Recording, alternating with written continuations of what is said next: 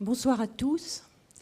Je suis particulièrement heureuse et fière, au nom de l'Académie Goncourt, d'accueillir et d'écouter ce soir Michel Deguy, qui est le lauréat du prix Goncourt de la poésie 2020.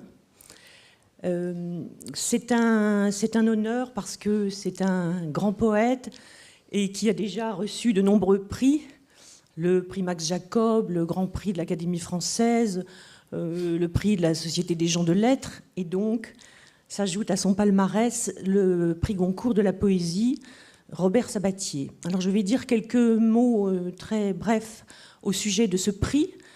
Contrairement au prix Goncourt, qui, comme vous le savez, a été créé à partir du testament d'Edmond de Goncourt en 1903, le prix Goncourt de la poésie a été créé beaucoup plus tard, en 1985, à partir du lait d'un ancien lauréat du prix Goncourt dans la catégorie roman français, Adrien Bertrand. Et cet auteur avait donc reçu le prix en 1914. Il est mort en 1917 des suites d'une blessure de guerre. Et il était passionné de poésie. Et c'est lui qui a demandé à ce que le prix Goncourt de la poésie soit créé. Donc c'est sa veuve qui a fait ensuite une dotation. Et c'est ce qui a permis à ce prix d'exister. Donc à partir de 1985, il a couronné de très grands poètes, comme le premier en 1985, c'était Claude Roy. Ensuite, il y a eu Yves Bonnefoy, à qui Michel Deguy a consacré un très beau tombeau. Il y a eu Philippe Jacotet, Claude Vigée, André Chédid, Vénus Corrigata et beaucoup d'autres. Et ce prix, contrairement aux autres prix Goncourt, récompense non pas l'ouvrage d'un auteur, donc d'un poète, mais l'ensemble de son œuvre. Et c'est pourquoi je suis particulièrement heureuse de voir couronner l'ensemble de l'œuvre considérable, admirable et admirée de Michel Deguy. Alors évidemment, ses œuvres personnelles, ses livres, mais également cette revue Poésie qu'il a créée en 1977, je crois, et dont il est toujours rédacteur en chef. Et c'était tout à fait normal de l'accueillir à la Maison de la Poésie, d'abord parce que c'est sa maison, et puis aussi parce que la Maison de la Poésie accueille la revue très régulièrement, la revue Poésie ici même, avec également deux de ses éminents représentants que sont Martin Rueff et Claude Mouchard, qui nous font la joie de participer à cette soirée. Donc nous sommes heureux maintenant de vous écouter. Merci beaucoup. Merci énormément, chère Camille Laurence. Je suis extrêmement honoré. Vraiment, si jamais le prix Goncourt de poésie pouvait faire vendre autant d'exemplaires que le prix des romans, ça serait formidable. Merci énormément, je suis très honoré. Alors, je lis un premier poème, tiré justement en poème et tombeau, avec un tombeau pour Yves Bonnefoy. La tristesse, c'est la joie même. La joie elle-même changée en tristesse, comme la chevelure d'ébène en neige, aurait-il dit au 19e. La chevelure en cheveux blancs, à la soirée déguermante, lentement et du coup, après coup, comme d'un coup, ce fut jeunesse en âge, fidèle comme la palinodie versante à la renverse. Je connais la tristesse dans ses grandes lignes. Ce n'est pas le désespoir, c'est la joie vieillissante, ce qui a muté en, il faut le reconnaître. C'est elle, je l'ai reconnue, c'était la joie. Le poème doit se faire comprendre, comme Mandelstam, Baudelaire ou Léopardi.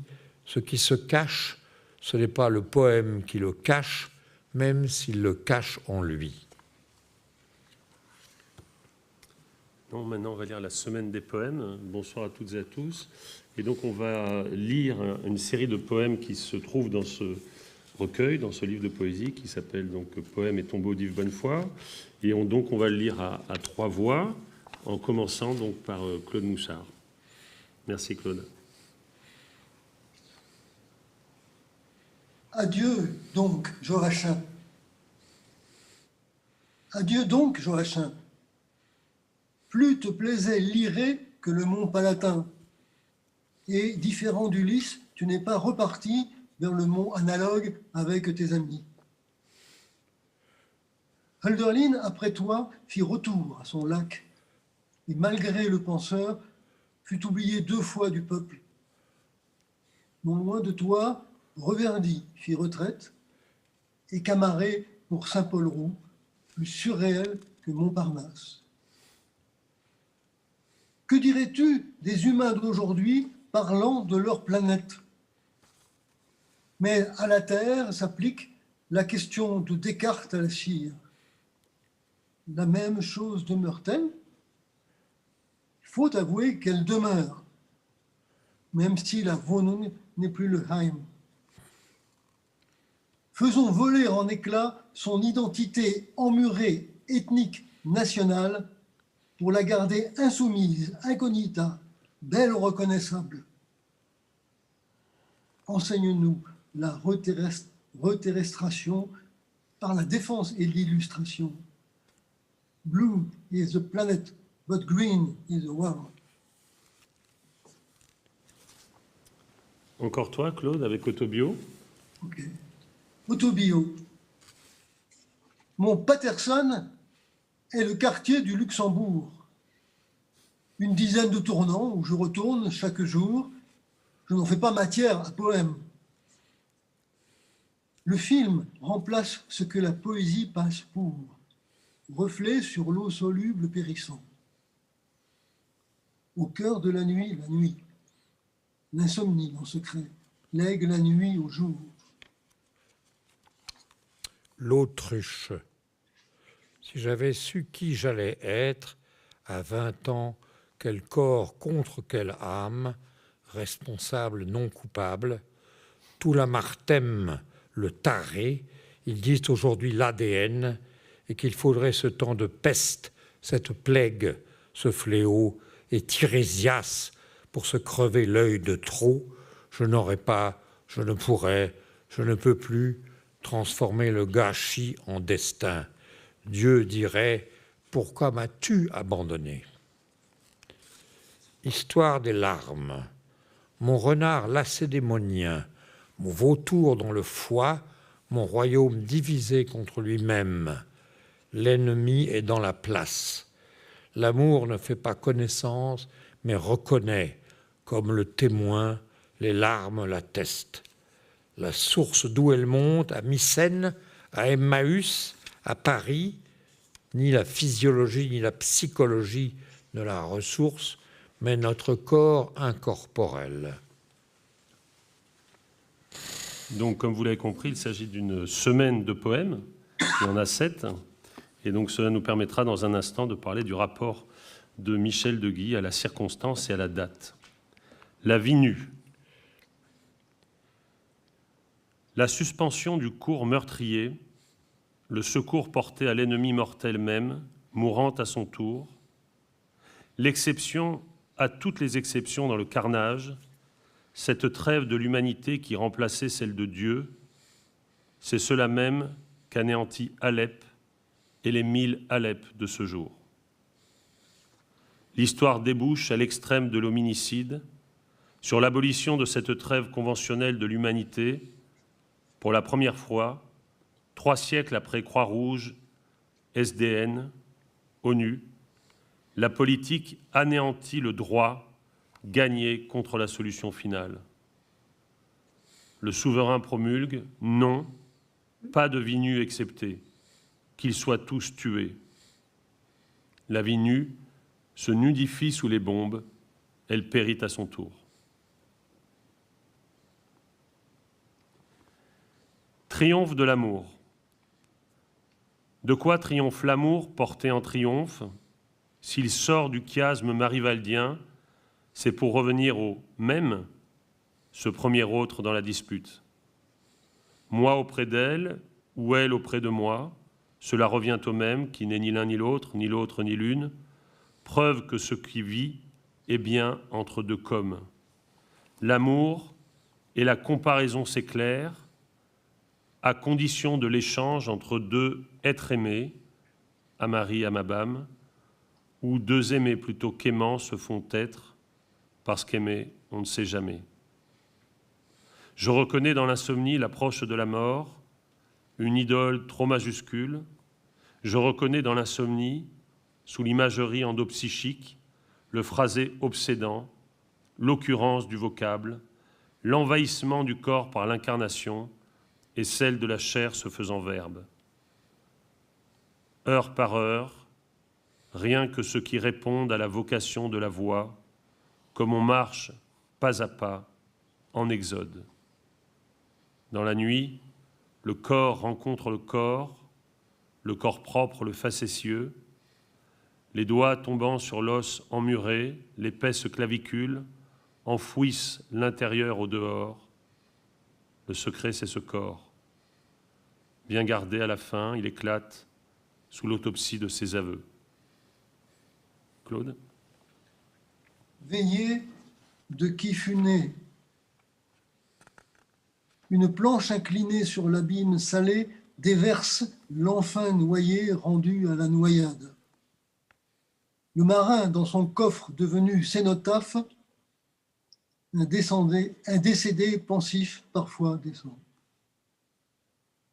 Cette glissade augmente l'océan du Lété, seul fleuve diluvien, plérôme de prophétie. Il meurt sans s'en apercevoir, disait Platon. Et plus tard, un Dieu, pardonnez-leur, ils ne savent pas. Mais nous, aujourd'hui, nous le savons, qu'à l'instant de ma mort, plus un vivant, plus une chose parmi l'emploi ne compte plus sur toi, sur ton avoir été né. On t'entend plus. On m'entend plus ? Ah voilà. Tu peux relire la dernière strophe, on t'entendait plus. Pardon. Et tous pendant le wake, on m'entend là ? Oui. Et tous pendant le wake der Geborenen, déjà s'enivrent de bonheur. Merci. C'est bon ? Oui. Merci. Est-ce que je peux enchaîner sur quelque chose tout de suite ? Oui, bien sûr. Je voudrais lire, par rapport au texte que tu as lu, Martin, le texte Lavinus, en relation avec ce texte, qui comporte, entre autres choses, une préoccupation constante de Michel par rapport à la réalité en cours, réalité mondiale en cours, réalité à laquelle, me semble-t-il, aux yeux de Michel, nous manquons d'imagination pour y avoir accès. Et je voudrais lire un fragment, la fin d'une intervention de Michel sur notre site, d'un billet, si l'on veut, sur notre site, d'une intempestive, je ne sais pas comment il dirait, puisqu'il publie régulièrement sur le site, et c'est un aspect très très important de Michel aujourd'hui, plus que jamais, je crois. Donc je peux me permettre de lire un passage un peu long, là ? Bien sûr. Donc c'est la fin d'une intempestive. La reconnaissance des migrants en moitié de l'humanité est la tâche impossible de nos démocraties. L'état de droit est transcendantal pour l'humain. Lumière. Réfugiés ou sur la terre, si elle demeure, que ma joie demeure, Bach, n'est pas une affaire de propriété. Le secret du terrestre est du côté de la poésie. Comment s'en rapprocher encore ? Telle est la pensée de l'écologie poétique. Et Michel crée un mot incluant éthique, avec un H, dans poétique. Je continue. La proximité humaine, naguère religieuse comme entre prochains chrétiens, est donnée par la langue, énoncerait-on en simplifiant à l'extrême la pensée de Heidegger. La poésie en général, ou le poétique, est l'élément dans lequel s'invente et se réfléchit cette proximité. un peu plus loin, et je vais l'achever, on ne résiste pas à la mondialisation. Il faut en même temps sauvegarder la relation à la Terre, qui n'est pas la planète extraterrestre. Non pas un retour à la Terre, mais par un aller vers l'autre cap, en attente. Le vaste contre la dévastation, l'immense contre la raréfaction, même si ce n'est plus la nature qui peut revenir contre le désert croissant. Merci Claude. Michel, vous voulez commenter ce lien entre le poème et la tempestive, ou passer directement à la lecture des derniers inédits? Non, j'avais envie de répondre quelque chose à Claude, alors la circonstance. C'est-à-dire que, au fond, pour moi, la poésie aujourd'hui, si supposons un journaliste qui a la poésie aujourd'hui, je répondrais par le modèle de la revue Poésie, en y associant, si c'était possible, tous les arts, on disait autrefois toutes les muses, qui ne peuvent y trouver de place par la modèle de la revue Poésie, par l'ouverture maximale, optimale, soit l'attention à l'immense rumeur de la désolation, de la joie, de l'espoir dans toutes les langues, autrement dit dans la traduction. Sur tous les registres, de la chanson à l'épigramme, du haïku au châtiment, y inclut Queneau, si tu crois que ça va durer toujours la saison des A, etc., et Boris Vian, etc., et la difficulté, l'énigme, l'incompréhensibilité, l'infaillibilité, l'incognito de ce qu'on appelle, ce qu'on devrait appeler toujours grand poème, parce que l'herméneutique accompagne préférentiellement tel poème. Donc le poème n'est pas une devinette, nous ne traduisons pas l'homo divinans dont parlait Gérard Bûcher par l'homme à devinette. Est-ce qu'on peut subsumer cette multiplicité inventive sous le terme écologie? Oikos, écologie, c'est ce que, à bien des égards, je tente. Cela dit, j'ajoute un truc comme ça qui me vient, c'est que la poésie déçoit. La poésie ne peut pas ne pas décevoir. C'est-à-dire toute cette rumeur que j'évoque là arrive dans des formes multiples et d'une certaine manière, la poésie déçoit. Je me rappelle un début de livre que j'avais commencé en racontant, sans le dire, une visite à Hélène Sixou, qui m'avait en somme convoqué pour savoir qu'est-ce que c'était que ça, la poésie. Et je lui avais dit, la poésie est la décevante. La poésie ne peut pas ne pas décevoir. Voilà, bon. Alors, ça me vient comme ça, avec quelques notes que j'ai prises aujourd'hui, pour répondre un peu à ce que tu dis là. Oui, et ce qui est frappant, me semble-t-il, si je peux m'immiscer dans votre conversation, oui, bien sûr, c'est que la tension constante de Michel Deguy à la rumeur du monde, à la grande rumeur du monde, qu'on célèbre ce soir, parce qu'on est là aussi pour célébrer une œuvre qui a plus de 60 ans, elle a toujours pris plusieurs formes, et dans le poème, elle a toujours pris, vous l'avez évoqué tout à l'heure, plusieurs registres. Et cette variété de registres, elle est encore très sensible aujourd'hui dans les billets qui vont de l'invective à la désolation, d'un ton enjoué à un ton apocalyptique, etc. Et on avait envie aujourd'hui, avec Claude, autour de vous, Michel, pour célébrer votre œuvre, de rendre justice à cette variété formidable, à ce que vous appelez dans un livre récent l'envergure des comparses, l'envergure de votre œuvre, en évoquant justement et en offrant à celles et ceux qui nous écoutent des inédits aussi, puisque la poésie non seulement n'est pas seule, mais elle n'est pas finie, et elle continue avec vous, et donc on aimerait bien que... Oui, je vais y venir, mais il me vient une réflexion, c'est que, au fond, ce qui me bouleverse à tout instant, c'est ce que j'appelle le caractère sans précédent, ou le menaçant. Et alors, j'ai lu hier dans la Gazette, c'est-à-dire Le Monde, un une annonce étourdissante. C'est-à-dire que les guerriers, les militaires vont devenir, on va transhumaniser, si tu veux, des espèces de robots pour tuer mieux et davantage. Et je me disais, c'est comme si l'invasion, une invasion, ou peut-être l'invasion qui est définie, d'extraterrestres était déjà aux commandes. Pas du tout comme dans un film de science-fiction américain où finalement la NASA ou voilà, enfin la police, disons, reprend le contrôle. Mais il y a quelque chose d'extraordinaire. C'est ça qui me surprend tous les jours dans cette annonce-là. Et ça, c'est ce qui donne, comme Martin disait à l'instant, un tour apocalyptique à beaucoup de mes interventions par billet ou autre.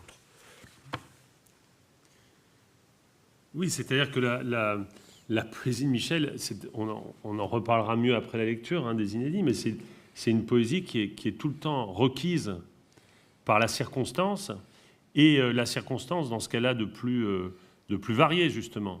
Ce que vous appeliez dans un titre magnifique, l'affluence, aux heures d'affluence, ce qui afflue du monde.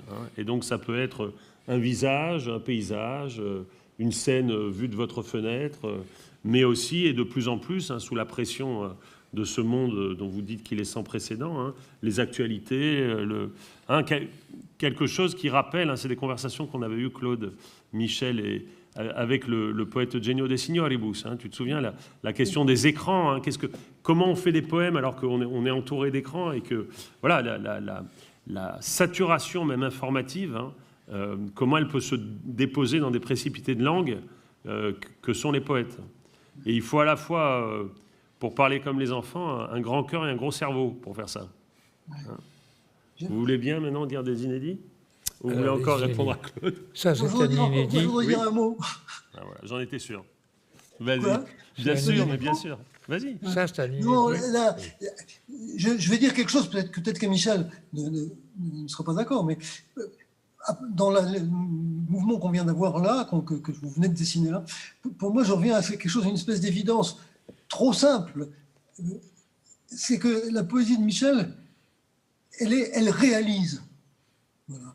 Et je ne dirais pas qu'elle est réaliste au sens, ou alors peut-être réaliste au sens de Manet vu par Bataille, mais elle réalise. C'est-à-dire, vous savez, comme quand on est, je ne sais pas si on dit toujours ça aujourd'hui à quelqu'un, est-ce que tu réalises ce que tu as fait? Bon, la poésie de Michel, elle réalise. C'est-à-dire que ce qu'on fait sans le sentir, ce qu'on vit sans le savoir, la poésie de Michel, il revient avec une obstination incroyable. Et toujours, jour après jour, je ne connais personne d'aussi obstiné que Michel, y compris dans la nuit, il poursuit son obstination absolue pour nous mettre en face de ce qui est là. Et ce qui est là, on ne peut pas être en face non plus, en fait. Mais sans cesse, il y a cet effort pour faire ce mouvement. Et j'ai encore envie de lire un petit morceau de Michel, là, toujours une prose. C'est dans la littérature, un texte qui est intitulé « La littérature et le mythe ». Et je lis ça. Quand je dis, je voudrais dire tout de même, quand je dis que Michel, le mouvement de Michel est de nous faire réaliser ce que nous cessons de fuir, de ne pas vouloir savoir, de ne pas vouloir voir, de ne pas vouloir sentir. Et non seulement ça, mais quelquefois le mouvement de Michel, ce serait presque que la poésie intervienne, c'est-à-dire vienne entre les côtés, entre les violences, bien sûr. Je lis un passage de La littérature et le mythe, donc de Michel, bien sûr. Jusqu'à ce que l'homme reconnaisse peut-être un jour qu'il n'y a pas d'autre monstre que lui-même. Ai-je proposé, c'est Michel se citant lui-même. Mais maintenant, je comprends que cette reconnaissance indispensable implique qu'il ne croit pas, ou plus, être un monstre au sens mythologique. Tout est affaire de majuscules. Je reprends. Quand Primo Levi dit du, entre guillemets, musulman qu'il a vu la Gorgone, serait-ce encore une façon mythologique de dire les choses? L'extrême difficulté tient au fait que la pensée-littérature, ou pensivité poétique, si l'on préfère, ne peut pas ne pas être prosopopéique. La pensée envisage, elle se figure. Elle écrit par exemple « La mort arrive ». Or, la mort n'arrive pas et il n'y a pas la mort. La question devient comment faire de la prosopopée non mystifiante, ce qui est la définition de la pensée poétique pour notre temps. Oui, on va différer finalement la lecture de ces inédits apparemment, parce que ces questions sont tellement importantes. Je glisse deux choses, hein, mais je veux absolument qu'on entende les inédits Michel. Bon, la première, je crois que ce qui est très important dans la conversation qu'on a là, c'est aussi, je dis ça pour le public, hein, de voir que à côté de ce que Michel a toujours maintenu, c'est-à-dire le grand poème, hein, c'est-à-dire un poème qui table d'une certaine manière sur un pacte avec ce qui apparaît, les éléments, le vent, l'arbre, les visages, l'eau, hein, toutes les figurations de ce qui ne bouge pas et de ce qui bouge, d'accord, et qui était d'une certaine manière, hein, le début de sa poésie aussi, hein, le début de Bief, le début des poèmes de la Presqu'île, on en parlera tout. À côté de cela, hein, il y a une poésie que j'appellerais une poésie.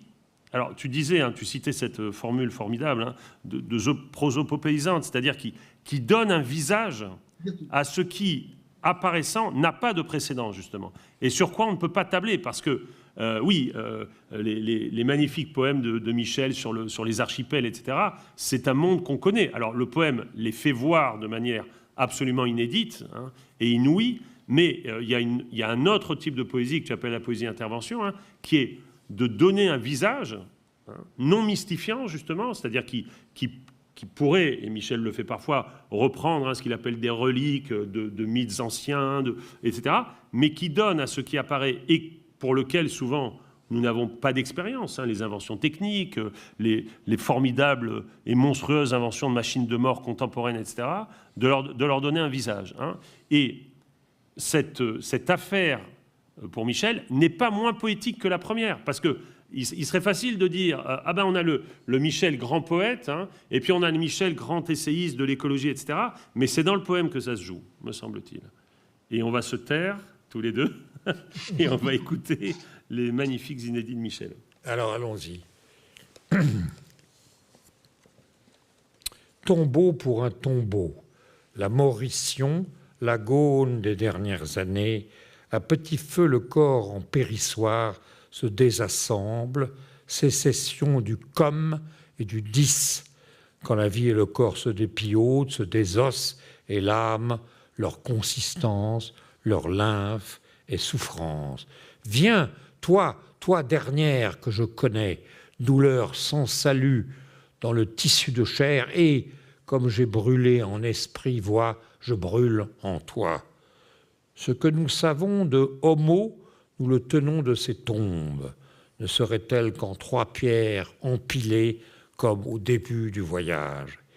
Ils disent ne pouvoir s'endeuiller si notre corps est inhumé en lieu terrestre de poussière ou d'embrun.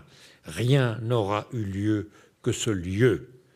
Il est à terre, il est par terre, il est sous terre, et en tombant, tombait comme tombe un corps mort. Anywhere but in this world. On continue ? On peut continuer, oui. Non, mais je veux dire... Oui, on pourrait évidemment commenter, hein, et notamment, on va pas commenter les reprises et différences par rapport à Baudelaire et à Mallarmé, mais on va écouter d'autres inédits. Non, je lis quelques poèmes tout à fait récents. Hein. Par exemple, un poème que j'ai appelé, un tout petit poème que j'ai appelé « La belle cuillère ». Il y a dans la cuisine une belle cuillère, en 12 argent, flexible, mince, bien profilée comme les grâces devant Paris. Ce matin, elle me dicte « L'imitation n'est pas reproduction ». Le regard sur la belle cuillère n'est pas une sensation, mais une dilection, ouvrage d'art. Un point, c'est tout, pensée non technophobe, leçon de choses pour le poéticien. Ce poème récent est dédié à Martin Rueff, s'appelle « Ajointer le disjoindre ». Arve et Rhône, Alpes et Jura, conjoints, Saône et Rhône, Loire et Loire, Amazone et Rio Negro, les fleuves confluent, les monts très séparés. L'Y pubescent, delta du Nil, afflue aux embouchures où le fini se jette dans le moins fini, jusqu'à la mer plus infinie qui fait peau neuve. Que sont les dieux devenus demi-dieux devenus, les fleuves et les monts sereins de Hölderlin, devenus poèmes des majuscules décapités. Les mains font leur jonction comme les doigts de la main, disjointes, filtrant le regard du visible, jointes les miennes, orantes, sans destinataire, laissant passer les choses entre les doigts des strophes, sachant lire entre les lignes. Donne-moi la main, je demande ta main, et jointes entre elles les mains de la chaîne humaine. Le poème joint le comme à la parole qui montre le peu visible. Son secret garde la jointure, omnia visibilia et invisibilia, le peu visible décèle le recèle d'invisibles disciples. Merci. On l'arrête là ? Non, on pourrait lire... Oui, on va lire deux autres poèmes courts, mais justement, si tu veux bien intervenir, Claude, bien sûr. Oui, Claude. Non, très brièvement, c'est très rapide. C'est la jonction, je pense évidemment au livre de Martin. Voilà. Mais Michel, ta jonction, tes fleuves, j'ai pensé à Martin, et je voudrais, moi, souligner l'importance aussi de la revue et des liens réels, profonds. Enfin, des liens profonds, c'est grotesque. Des liens très forts. Par exemple, là, spécialement entre Michel et Martin, poétiquement aussi. Non, ça c'est tout à fait exceptionnel. Vraiment. Voilà, je voulais le dire. Je ne le dis pas souvent. Nouvelle lune. Quand on parlait tout seul, on parlait à la lune. Je la disais fardée comme une japonaise. Ou lune de Beaubourg, aussi pleine que vierge. La lune, c'était les fesses pour les enfants, et pour Léopardi, la muette sur la plaine déserte, la lune de Pierrot, la lune de Schoenberg, la lunatique. Isis, Sélénée, Artémis ou Diane, ils l'ont mise à 300 400 kilomètres. Parfois la nuit, nous piétinons sur le tapis sa cendrée obsolète, sans aller plus la voir à la fenêtre. La honte me saisit. Galactos, Leucothera, l'aimée de Sappho, la vierge, la vivace et la belle emphatique, plus blanche que la blancheur, éclipsant le soleil, la peinture ne pouvait la faire voir en peinture. Aucun Malevitch ne la montrait et seule la photo a pu l'imaginer. La croissante, la paupière du dieu, l'ongle de Mahomet, l'écarquillement de la nuit borgne, nombril de l'univers éparpillé, faux de la mort éternelle. On pourrait lire Bourrimé et les oiseaux de bonheur, comme pour finir ce premier cycle. D'accord. Ce premier cycle ? Oui. Alors, ça, c'est une chose tout à fait récente. Je vais appeler ça Bourrimé, je ne sais pas très bien pourquoi. Tu ne sais ce qui est que c'est. Au bout de la peine est si grande que tu demandes le comparant de sa mesure. La terre est si grande qu'elle est plate. Tu ne peux en tomber en allant vers le sud. Si grande que tu ne peux y échapper, nous y serons tous enterrés.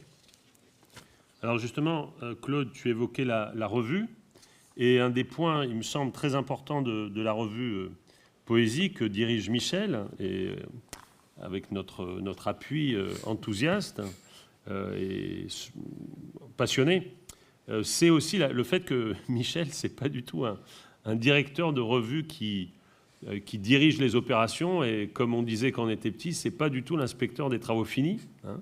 C'est au contraire celui qui motive. Et donc on a fait ce numéro des oiseaux, dans lequel Michel a écrit un poème superbe qui s'appelle « Oiseau de bonheur », prose dans le poème, et ça nous permettra, Claude aussi, de dire quelques mots, si tu veux bien, après cette lecture, du rapport prose-poème à l'intérieur du poème de Michel, et de cette extraordinaire, je dirais, voracité, on l'a vu dans les poèmes récents, avec laquelle Michel s'empare de toutes sortes de bouts de culture, de bouts de monde, de bouts d'art, de bouts d'expérience, de flèches, vous avez dit parfois, le poème fait flèche de tout bois, pour écrire des poèmes. Mais là, on va écouter « Oiseau de bonheur ». Oiseau de bonheur. L'oiseau s'envole, les anges ailés, zélés, hélés, annonçaient les cieux, et narrabant gloriam Dei. Maintenant, ce sont eux, uccelli, qui font le ciel au ciel comme sur la terre. Le comparant maître de la poétique de Godofredo Yommi Amunategui dit Godot s'écrivait « Como un pararo ». Pourquoi ? Je disais l'autre côté des nuages, le pavement d'aucun oiseau. Terre est au fond d'une perte qui regorge. L'aucun oiseau malarméen n'anéantit pas l'oiseau. Cet albatros que ses ailes empêchent de marcher entre la pesanteur et l'élévation. Corbeau totem du peuple du corbeau. Corbeau hitchcockien de Tokyo. Rossignol de l'Amazone par couple non-volage, oie migratrice de Nouvelle-Écosse, cigogne nidifiée de Smyrne et d'Éphèse, condor prisonnier à Punta Arenas, faucon aveuglé attendant nos cadavres, colibri paradisiaque, toucan bien designé, mouette effleurant les requins. Siegfried en forêt entendit le chant des Vögel. Messian les entend mieux. Ni roucoule, ni hulule, ni croasse, mais la musique parabolique pour les faire chanter. La dévorante curiosité qui avalerait le monde et que seul Dieu combla, changea Thomas en visualisation super techno. Eau incendiée, air en particules, terre inhumant la mort éternelle, feu se vengeant de Disney World. L'admiration et passion thaumaturgique. L'art rend le don de la splendeur, un temple, un palais, une cathédrale, une mosquée n'imite rien. Colonne, dôme, triangle sacré, fronton, métope, mains jointes. Grâce, l'inventive reconnaissance, pas d'habitation terrestre sans la demeure, Deus sive natura, que la joie demeure. Celui dont les pensées comme des alouettes vers les cieux le matin prennent un libre essor. Merci beaucoup Michel pour cette première salve. Claude, tu veux commenter? Moi j'aurais des éléments de discussion à apporter à ces lectures, mais tu veux peut-être commencer toi? Non, non, vas-y, je vais après. Oui, alors, bon, on a évoqué, et on l'a, je crois, constaté, la palette formidable de Michel. Alors, je voudrais, sur cette palette poétique, dire deux choses. La première, c'est la puissance je dirais de montée des poèmes de Michel, montée en généralisation. Je trouve que l'exemple de la cuillère est très bon, c'est-à-dire que je pense que rares sont les poètes capables de faire des poèmes sur leur cuillère dans leur cuisine. Et donc, c'est évidemment une qualité qui t'est propre aussi, d'attention à la singularité. Et là, chez Michel, c'est l'attention à la singularité de l'objet, dans sa forme, dans sa matité, dans sa flexibilité, etc. Et puis, le poème devient, la cuillère devient un exemple, ou même un exemplaire d'une réflexion qui est pour le coup transversale, et qui est une réflexion générale de Michel sur le rapport à la technique. Et donc la thèse de Michel, c'est un poème non technophobe. Il ne s'agit pas justement, et ça aussi, ça serait une question importante, hein, de votre écart avec Heidegger, hein, le refus de la technique, justement, le refus du monde de la science et de sa traduction en technique. Le deuxième élément que je voudrais évoquer, c'est un élément que je vais essayer de dire de manière, comment dirais-je, pas trop prof, pas trop didactique. Voilà. On avait publié dans la revue, dans le numéro 109-110, qui était le numéro qu'on avait consacré à l'Italie, ça s'appelait 30 ans de poésie italienne, hein, 75-2005, un texte formidable du philologue Gianfranco Contini, qui est sans doute un des plus grands philologues italiens du XXe siècle. Et Contini avait publié en 1955, dans l'édition qu'il avait donnée à une grande maison d'édition italienne des poèmes de Pétrarque, une introduction qui s'appelait « Préliminaire à la langue de Pétrarque ». Et ce texte est vraiment un classique de la philologie italienne, parce que dans ce texte, Contini oppose deux régimes de poésie. Alors, chaque fois qu'on dit à Michel, il y a deux, pour ça, il est très proche de son ami Derrida, il dit non, il n'y a jamais que deux. Mais là, laissez-moi finir, il y a deux pour Contini. Pour Contini, il y a deux modèles de poésie. Alors, c'était paradoxal qu'il le fit dans une édition de Pétrarque, parce que dans ce match, si j'ose dire, Pétrarque-Dante, alors qu'il édite Pétrarque, il loue Dante. Alors, qu'est-ce qu'il trouve chez Dante qu'il ne trouve pas chez Pétrarque? Il invente trois critères qu'il appelle le plurilinguisme de Dante. Alors, le plurilinguisme de Dante, c'est évidemment d'abord sa capacité dans le poème à accueillir non seulement plusieurs langues, alors évidemment le toscan, hein, Dante écrit la comédie entre 1307 et 1321, donc au moment de la constitution du toscan, il fait passer le toscan hein, comme la langue, disons, il contribue au mouvement, hein, il ne faut pas exagérer, hein, ce n'est pas le nomothète de Hobbes, hein, mais disons, il contribue à faire de cette langue une langue nationale et littéraire. Mais évidemment, on le sait très bien, dans la Divine Comédie, il y a de l'hébreu, il y a du grec, il y a du latin. Premier critère. Deuxième critère, dit-il, et évidemment, face à cela, la poésie de Pétrarque, c'est une poésie monolingue. C'est-à-dire, hein, c'est une poésie écrite plusieurs années après, hein, et qui est une poésie qui n'accueille que de l'italien, parce que Pétrarque oppose cet italien purifié à son latin. D'accord ? Deuxième critère, la poésie de Dante, c'est une poésie réflexive, c'est-à-dire qui met dans le poème la réflexion poétique. Elle la met à même le poème, elle la détache pas. Alors que, bon, chez Pétrarque, on sait bien que le canzonière, hein, c'est le canzonière, et à côté de ça, il y a le secret, hein, les lettres aux familiers, hein, où il développe sa théorie poétique. Et puis, dit-il, hein, la troisième caractéristique qui est le type même de la poésie plurilingue de Dante, c'est la poésie expérimentale. C'est-à-dire une poésie hein, qui n'est pas mono-expérimentale, c'est-à-dire qui dirait, voilà, je fais une poésie à contrainte, ou je fais une poésie, je ne sais pas, phanopéique, comme dirait Pound, hein, je ne sais pas quoi. Non, c'est une poésie qui ne cesse d'expérimenter. D'accord ? Eh bien, il me semble que dans une tradition, et donc je reviens à Michel, mais ce détour, pour ceux qui ont entendu, évidemment, et celles qui ont entendu ne parler que de Michel, je crois que Michel, c'est vraiment un poète comme Dante. Je ne le compare pas, je ne dis pas Michel, c'est le Dante d'aujourd'hui, ça serait absurde de dire ça. Et d'ailleurs, il rirait de cela, et ça n'a aucun sens. Et d'ailleurs, Michel a trop de sens de l'histoire pour se hasarder à ce genre de choses. Non, mais en revanche, Michel est un poète plurilingue, on l'a bien entendu, hein, c'est-à-dire c'est un poète qui peut faire un vers parfait, indécasyllabique ou alexandrin, et dans ce vers-là, mettre un mot allemand qui ne va pas abîmer le mettre à côté d'un mot anglais, hein, avec un mot allemand. Donc c'est évidemment un poète plurilingue. C'est un poète réflexif, parce que sa poétique, quand bien même elle se détacherait dans des essais séparés, la raison poétique, court traité de poétique, etc., est tout le temps présente hein, dans ses poèmes. La réflexion sur le com, on a entendu de beaux exemples, et c'est un poète expérimental.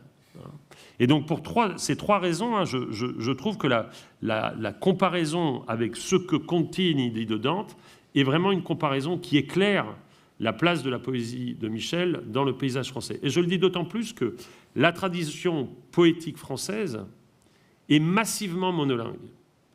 Et elle est monolingue, même si elle est travaillée par la traduction. C'est le cas de Baudelaire, on le sait bien maintenant, à cause de l'anglais. C'est le cas de Mallarmé, évidemment, à cause de l'anglais.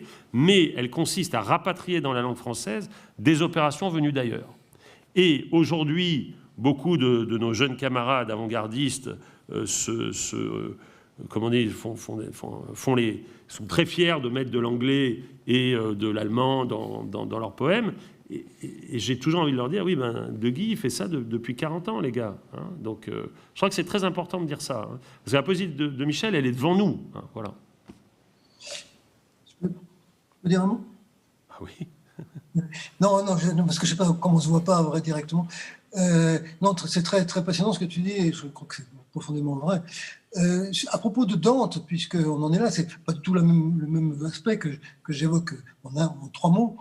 Mais c'est en rapport même avec des extraits de Michel que j'ai lus tout à l'heure.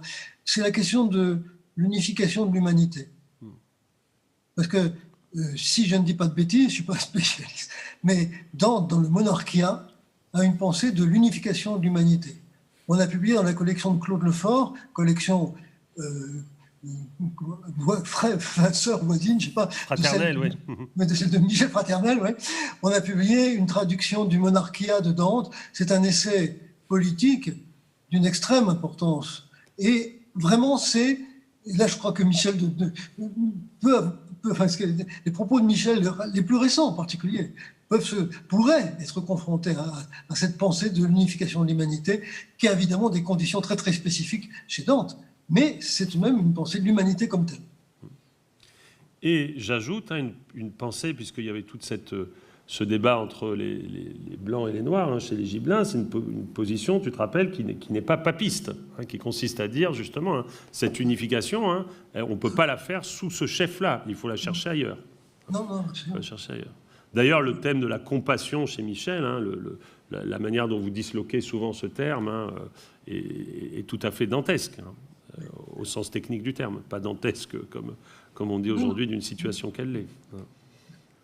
Michel, est-ce que vous voulez réagir à ces propos? Non, mais à côté. C'est-à-dire... C'est votre manière de réagir, de toute façon. Oui. Je veux dire, ce qui, quand même, il faut mettre là, c'est la menace qui pèse sur la langue. C'est-à-dire, au fond, si vous voulez, il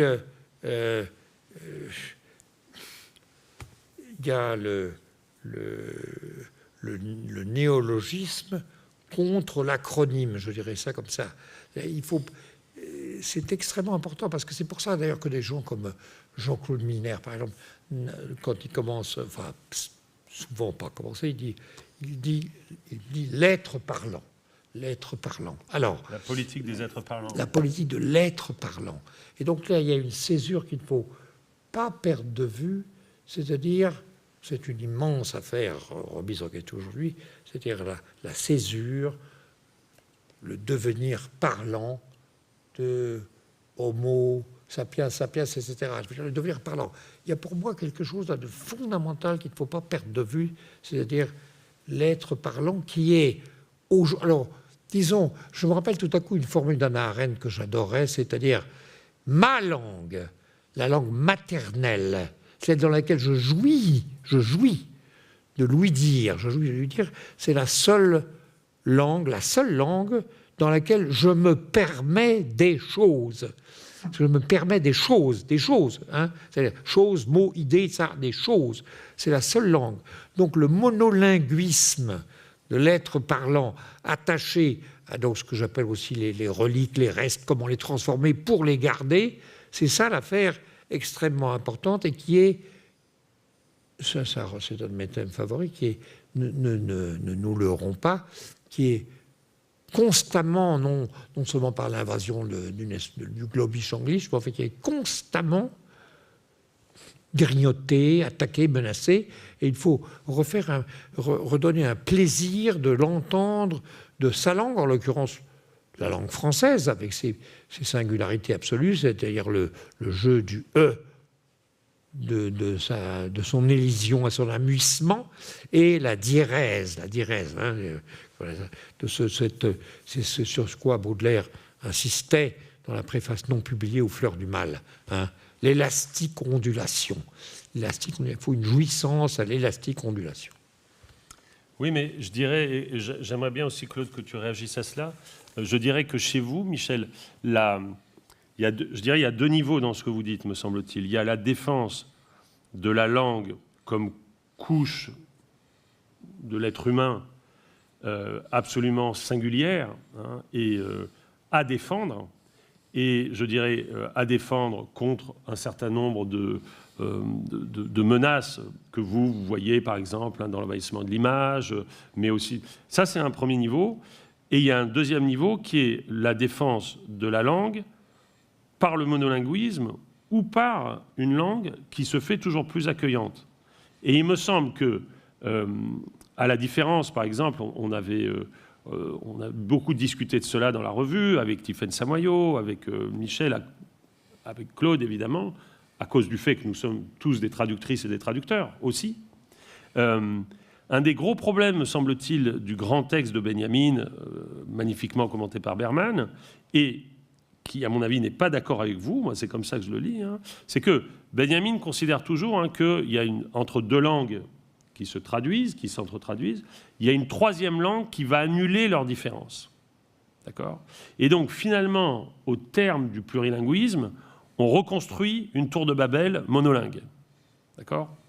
Et moi, il me semble, Michel, et je pense que vos poèmes l'attestent, hein, que, bien sûr, la langue maternelle, mais pas du tout la langue maternelle comme citadelle assiégée, pas la langue maternelle comme une langue qui devrait se fermer aux autres langues, hein, mais une langue maternelle qui est assez élastique et assez puissante, donc assez maîtrisée aussi, pour accueillir de l'anglais, pour accueillir tant d'autres langues aussi dans des poèmes qu'on va entendre. Babel, c'est la tour de la traduction. Babel, c'est-à-dire ça a duré des dizaines, de centaines, des milliers d'années, comme on l'appelle, le son, le passage au phonème, la stupeur du mourant, l'esprit, le chamanisme, donc c'est ça pour moi Babel. Babel, autrement dit, nous ne faisons que de la traduction. Nous sommes en traduction, accueil, audition. Alors, est-ce que c'est la troisième langue dont parlait Benjamin? Je ne suis pas sûr. Mais enfin, je pense que vous n'êtes pas d'accord. Oui. Et d'ailleurs, si on pousse cette discussion, ce qu'on ne va pas faire ce soir, mais qu'on fait d'ailleurs dans les numéros en cours de la revue, puisque c'est des numéros sur la traduction, c'est cela aussi, à mon avis, qui donne une inflexion dans votre relation à la phrase de Hannah Arendt que vous citiez. Parce que finalement, Hannah Arendt défend une conception, et d'ailleurs Derrida, dans son texte sur le monolinguisme de l'autre, et critique aussi à l'angle droit de cette citation, elle défend une conception du monolinguisme de sa langue de manière, à mon avis, moins ouverte que vous ne le faites. Voilà, je dirais comme ça. Parce que Hannah Arendt n'aurait pas dit, par exemple, que nous parlons la traduction. Elle n'aurait pas dit cela. Bon, peut-être. On verra. Sur la traduction, je voudrais dire un mot sur la traduction, puisque, comme tu l'as rappelé, Martin, c'est évidemment une des activités essentielles de la rue Poésie. Juste pour dire ma petite expérience, mais à cause de la rue Poésie, j'ai été amené à traduire, c'est-à-dire à participer à la traduction de poèmes écrits dans des langues que je ne connais pas, que je ne parle pas, que je ne lis pas. C'était le cas, par exemple, pour un numéro de poésie japonaise. J'ai travaillé avec des Japonais en collaboration. Alors, je ne vais pas discourir là-dessus, mais un aspect qui m'a beaucoup intéressé, c'est que sous l'effet de cette activité de traduire à deux, avec un interlocuteur, un co-traducteur presque bilingue, un japonais parlant très bien le français, et moi ne parlons que le français en l'occurrence, j'ai eu l'impression de faire constamment retour vers le français en renouvelant mon rapport à la langue. L'expérience de la traduction me donnait une autre perception de ma propre langue, constamment. Il me faisait chercher des ressources, des libérations, y compris syntaxiques, etc., qui ne me seraient jamais venu de pratiquer s'il n'y avait pas eu cette présence, pression, amicale pression, magnifique pression souvent, d'un poème existant dans une autre langue, par exemple avec une syntaxe très différente, donc avec un rapport entre la phrase et les vers très très différent de ce qu'on pouvait pratiquer en français. Ça m'a beaucoup passionné, et ça c'est dans le cadre de la revue de poésie uniquement que j'ai fait ça.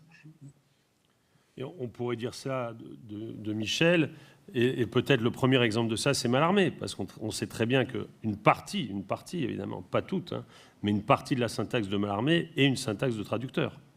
Hein. C'est-à-dire les antépositions, les décalages des adverbes notamment, etc., lui viennent de l'anglais, ou en tout cas d'une manière d'écrire. D'ailleurs, c'est ce qu'on lui avait reproché, hein, d'écrire anglais en français. Il y a un retour de l'expérience de la traduction. Voilà. J'ajouterai encore un mot, là, si vous permettez.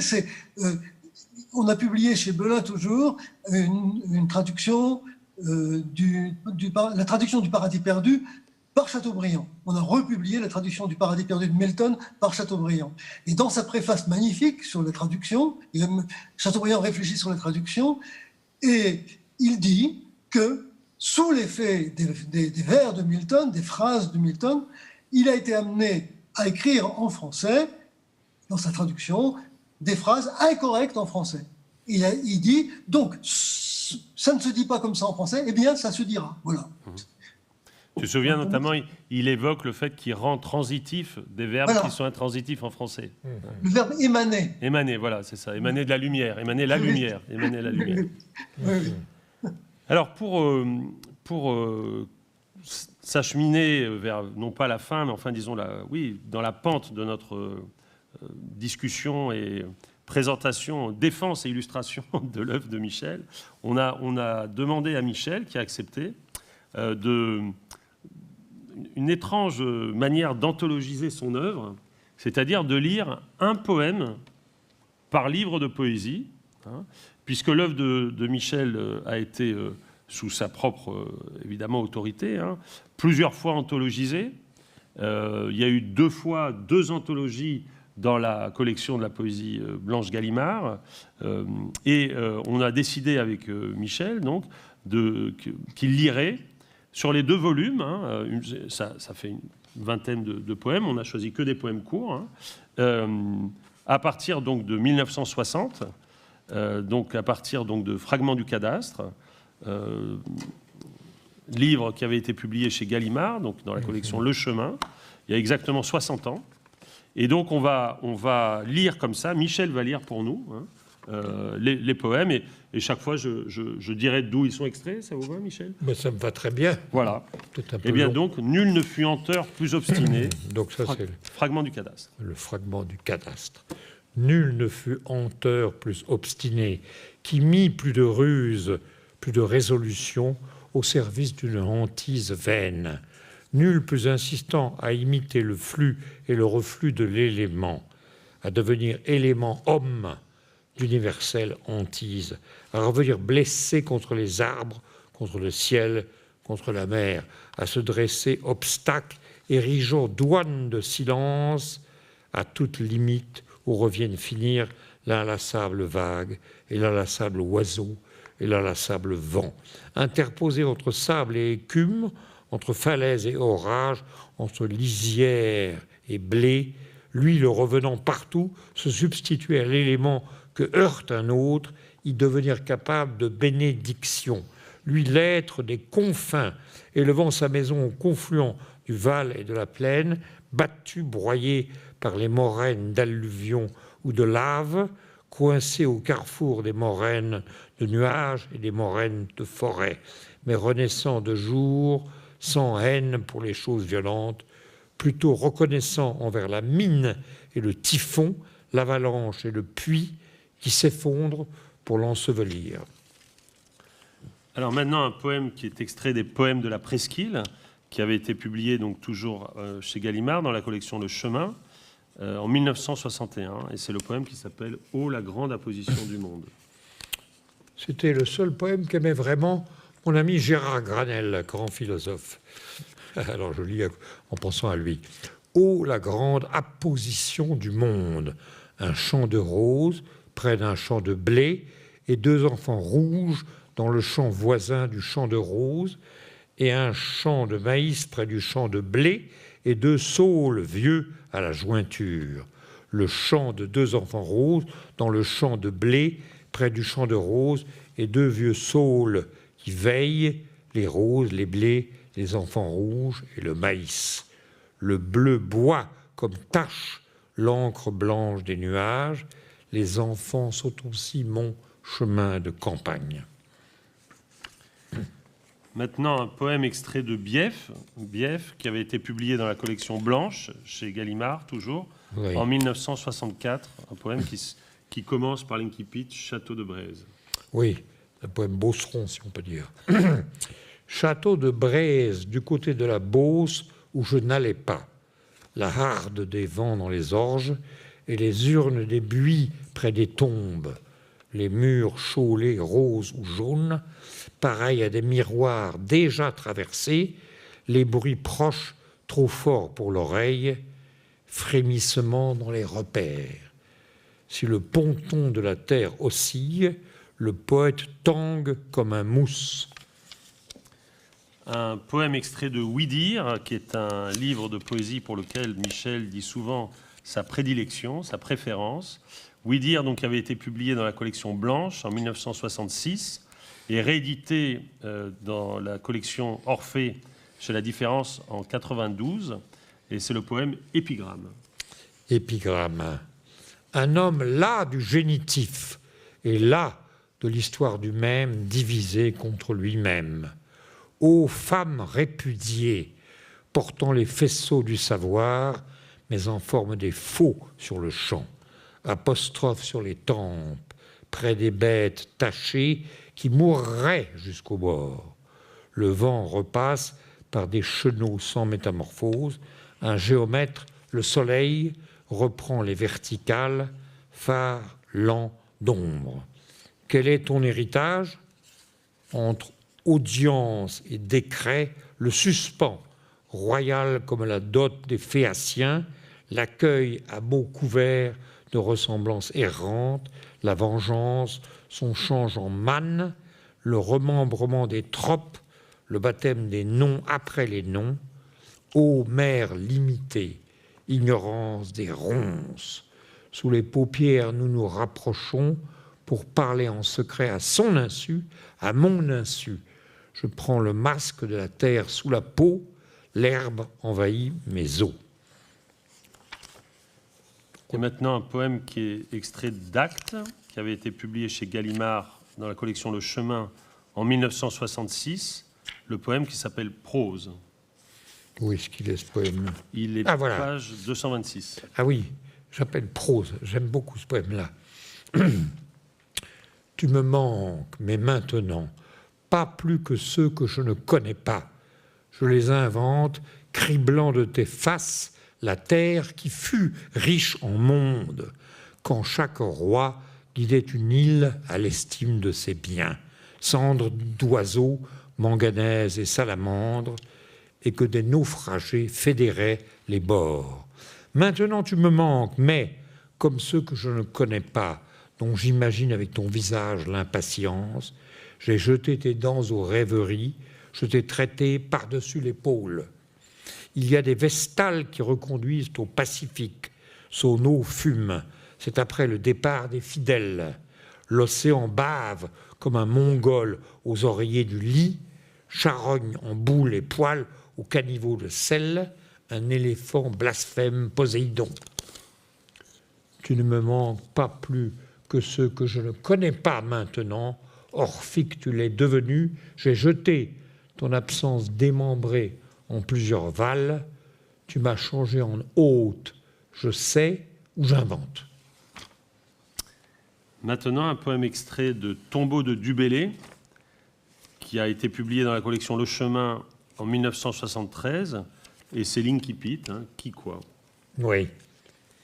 Qui quoi ? Il y a longtemps que tu n'existes pas, visage quelquefois célèbre et suffisant. Comment je t'aime, je ne sais. Depuis longtemps, je t'aime avec indifférence, je t'aime à haine, par omission, par murmure, par lâcheté, avec obstination, contre toute vraisemblance.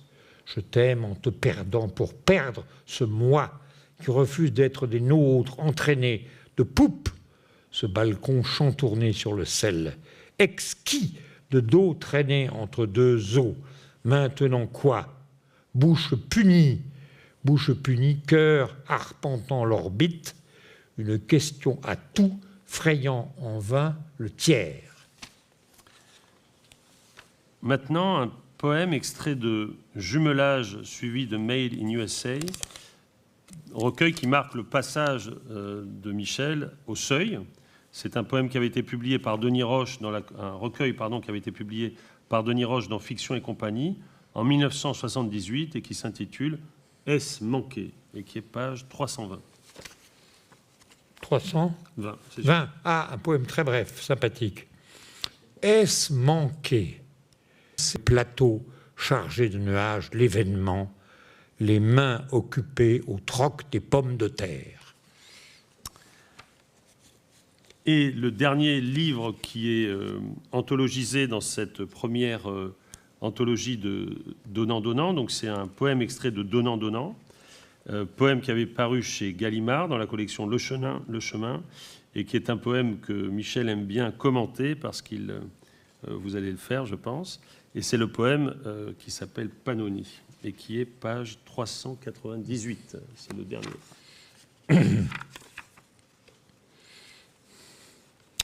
Pannonie à Vasco Poppa. Vasco, la poésie à non et ni. Nous parlions de Janus, dieu du rythme, dieu du traduire, et de la muse versagensienne dans ce grenier de pierre mentale et romaine sur la plaine de l'Annone et du vin.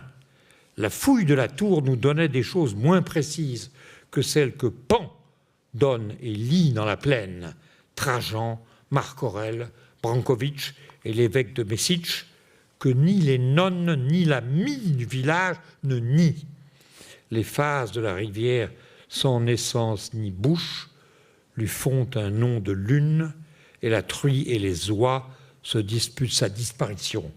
La traduction est la cérémonie. Oui, une petite anecdote. J'ai lu un jour où j'étais à Moscou, invité, je lisais des traductions, mais je lisais évidemment d'abord mon texte en français, et le poème commençait par Poppa, Poppa, la poésie anonyme. Et j'ai vu, à ma surprise, j'ai vu les moscovites rire ou sourire, se marrer. Et après ça, j'ai demandé pourquoi. On m'a dit parce que Poppa, en russe, familier, ça veut dire le derrière. Et j'ai donc changé le début de ce poème qui commence par Vasco, ce qui est une allusion à Mallarmé aussi. Parce que voilà, ça c'était la Pannonie. Hein, la poésie anon et ni, j'aime beaucoup cette définition du poème. Alors, on va changer donc de volume de l'anthologie Gallimard en passant à l'anthologie qui s'appelle Comme ci, comme ça, et qui recueille donc des poèmes écrits entre 1980 et 2007, avec un poème qu'aime beaucoup Claude Mouchard, qui est extrait de Gisant, et qui s'appelle Aphrodite collègue, et qui est donc le début de Gisant. Aphrodite collègue, moderne anadyomène des WC, belle, la botticellienne, dans un grand bruit de chasse, s'encadre sur la porte verte, rajustant blonde à l'électricité la tresse londe, et d'une manche glabre de pull tire sur la jupe au niveau de l'iliaque. Alors il y a une continuité, vous allez voir, entre ce poème qui vient d'être lu et le suivant, puisque maintenant on va lire un poème qui est extrait de Brevet, qui avait été publié chez Champvallon, dans la collection Recueil en 1986, et qui s'intitule « Le dîner de Vénus ». Ah, où est-ce que c'est ça? C'est celui-là, je pense. Ah, celui-là. Non, c'est celui-là, pardonnez-moi. Voilà. Le dîner de Vénus à Port-la-Galère. Vénus, au tard venu, ton bijou pendait sous les palmes d'août. La systole rouge de Régulus, entre les pieds du lion, donnait le pouls de l'horizon. Véga clouait le zénith bleu, Tu cherchais la polaire en vain, la chaise cassée de Cassiopée. Tu la rangeas en paix où je te dis sur les terrasses. Et je sortis de ton coffret comme l'assistant du prestidigitateur, la couronne et Déneb la triangulaire. Ton cœur de salade fila dans ma bouche. J'ai lu pour toi encore Arcturus et les ours avec des rimes et cette ligne mieux venue, j'aurais pu faire ton sonnet, Vénus. Un poème extrait de Arrêt fréquent qui avait été publié chez Métallier dans la collection L'Élémentaire en 1990 et qui s'appelle « Comprends-tu que c'est une déclaration d'amour » ou c'est plutôt le Incipit, pardon, il n'a pas de titre. Comprends-tu que c'est une déclaration d'amour, de même que certaines lumières, la housse de l'aube entre autres, apparit tout en faisant rentrer en elle, les soulevant dans sa lueur, toutes les choses qu'on peut énumérer. Ainsi le poème à la lueur spéciale de l'éclipse. L'éclipse de l'être rend visible et le tout, chose nommée en partie donnant sur le tout, et la lumière, le langage.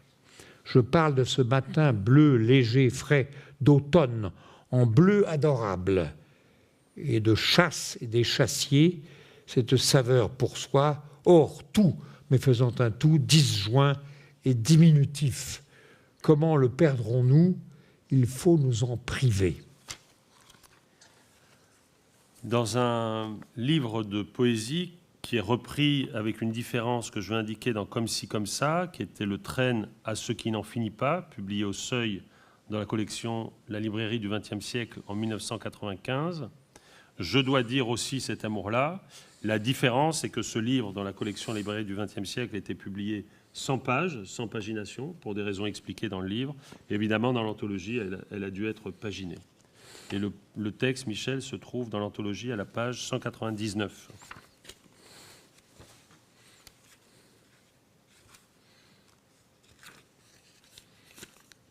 Je dois dire aussi cet amour-là de M et de Raphaël. Son dernier amour, le plus intense de ce qui aura été la dernière part de sa vie. Rien que d'en inscrire le nom, la mention, le nom propre de cet amour, le monogramme MR, le plexus se crispe et tout le thumos se remplit de larmes. Cet amour a pleuré presque 8 ans. Cet amour que je pleure aujourd'hui, menacé par la mort, asphyxié par la mort. Et pendant les dernières semaines, elle voulut à peine le revoir. La honte l'emportait. Je ne sais pas si le syntagme de grand-mère, qui affuble la féminité d'une vague infirmité, l'illustre d'un corps lourd ou défait, stéréotype accablant, cette caricature que chaque classe sociale aggrave encore de ses euphémismes, c'est mémé dans la basse et mamie dans la haute. Je ne crois pas que le syntagme, avec son phylactère dans l'intarissable et médiocre imagination, dispose à considérer cet amour, à le bien traiter, à lui rendre justice, cet amour qui la retenait et ne put la retenir parce que la mort est plus forte que l'amour. Le jeu, les premiers petits livres, la prière, le lit du matin, le jardin, la traversée des rues par la main, les abécédaires, la vigilance anxieuse du moindre écart, la protection, les cartes, la bataille, la retourne, les annonnements, les dessins affichés dans la cuisine, les photographies, le corps croissant chaque semaine, la garde-fièvre, les baisers incessants, les lessives, les câlins, le verre d'eau dans la nuit, les vacances, les sorties de l'école, les gîtes sous l'averse, l'ombre contre le soleil, les diminutifs, la toilette, la danse, l'éloge, la gronderie, la pâtisserie, les soins grammaticaux, Docamo, le couple grand-mère-petit-fils. Extrait de L'énergie du désespoir, qui avait été publié au PUF, dans la collection Les Essais du Collège international de philosophie, en 1998. Le voyage est comme une rasade. Ouais. Le voyage, c'est comme une rasade qui n'étanche pas. Ai-je rêvé? S'il demande une preuve, dit la mort est celle du monde. L'amphibraque tâtonne en pleine page, il aimerait se cogner à des murs, heurter sa canne blanche pour rebondir. Prosopopée qui envisage, le poème pense, le pansement d'un visage sur l'afane, je placerai le bâillon d'un poème sur le monstre. Tendresse du non-sens, mensonge à un vivant, et qui le sait. Le premier paragraphe d'une prose poétique que l'on trouve dans l'Impair, publié chez Farago en 2000, et dont l'incipit est « Je visitais le musée de Carthage », page 349. Ah oui, le début, oui.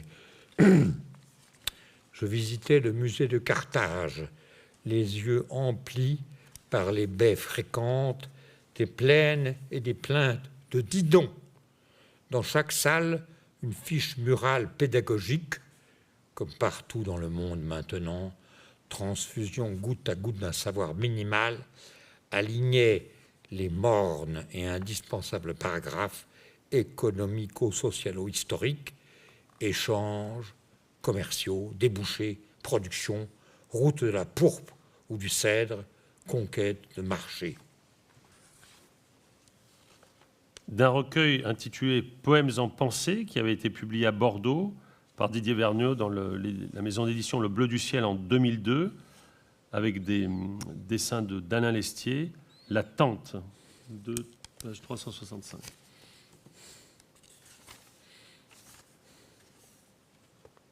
Bon, alors je lis la petite note pour commencer, parce que bon, c'est une circonstance. Pour célébrer l'ouverture d'une grande tente blanche et de l'an 2000 chez ma sœur en sa maison bretonne. La tente, plafond de toile, ne tient qu'à quelques fils, quelques bois. Un toit pur et sans mur, le ciel se pose, mouette de toile. C'est un temple sans colonne, son voile écartèle une attente panoptique. Les bois jongleurs à la chinoise tiennent l'assiette à la hauteur. Le soleil entre de tous bords, la pluie aussi est accueillie. Faites comme chez vous, sous cette aile, et que la brise ne la brise. La voile se change en amère, la table d'orientation s'exalte, les enfants liront les rums par en dessous. Niquet rime avec Monique, plus blanche que sa motrace, c'est la victoire du Béchir, sa tutelle jamais lasse. Une étoile de terre aux 6 pointes retorses, trop proche pour le télescope, s'envole comme un écher. Et dernier poème de l'anthologie, puis ensuite on lira un poème de la vie subite. Le poème qui s'intitule « Esseuillement », qu'on trouvait donc dans Le sens de la visite, livre publié chez Stock dans la collection L'autre pensée en 2006. Le titre donc de ce poème est « Esseuillement », qui est un néologisme.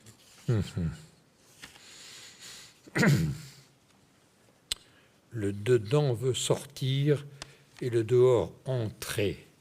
La porte qui bat invente à 8 non clos un seuil pour le rythme qui répartit les deux côtés. Au-dedans du dedans, reclosant l'intérieur, le cœur mis au secret scelle et montre le tout. La partie qui l'intègre n'ignore pas les autres.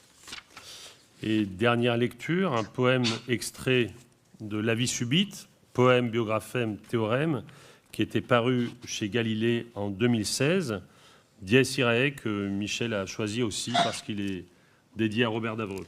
Oui, dédié à Robert Davreux, ce poète magnifique, mort il y a, je ne sais plus, 5-6 ans, peut-être 10. Dies Irae à Robert Davreux. Dans peu de temps, nous serons morts depuis des siècles, comme Lucrèce et Augustin. La mort coule comme la Bérésina, changeant les corps en tombes givrées, batailles pétrifiées, grands cimetières sur les villes. Si nous mourions ensemble, la prière serait plus unanime, le monde enfin ferait la fête. La langue dit émettre une hypothèse, Même André Gorz imagina un vivre à deux outre cadavre. Robert et le pieux sont réunis par les syntagmes de l'histoire.